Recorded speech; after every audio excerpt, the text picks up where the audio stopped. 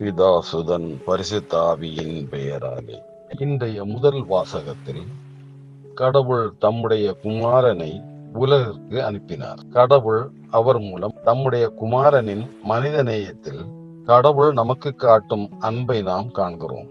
இன்றைய இரண்டாம் வாசகத்தில் நாம் ஒவ்வொருவரும் இயேசு கிறிஸ்துவுக்கு சொந்தமானவர்களாக இருக்க அழைக்கப்பட்டுள்ளோம் என்று புனித பவுல் கூறுகிறார். நம் எண்ணங்கள், வார்த்தைகள் மற்றும் செயல்களை புனிதமாக வைத்திருப்பதன் மூலமும் இயேசுவுடன் இணக்கமாக வாழ்வதன் மூலமும் நாம் இயேசுவை பின்பற்றி வாழ முடியும்.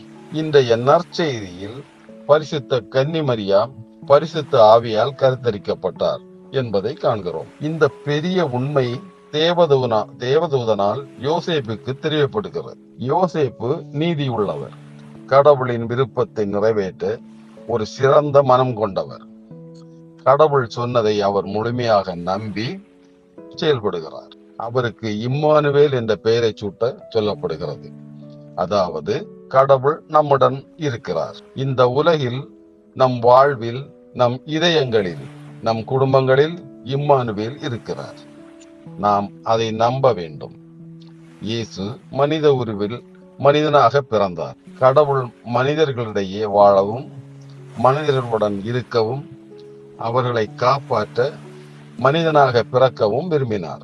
நாங்கள் துக்கங்கள் மற்றும் கஷ்டங்களை கடந்து வாழ்ந்தோம். இன்று நாம் இந்த உலகில் இன்னொரு கிறிஸ்துவாக வாழ்ந்து ஆன்மாக்களை வெல்ல முடியும். மனத்தாழ்மை என்ற நற்பண்பு நம் வாழ்க்கையை நிரப்பட்டும்.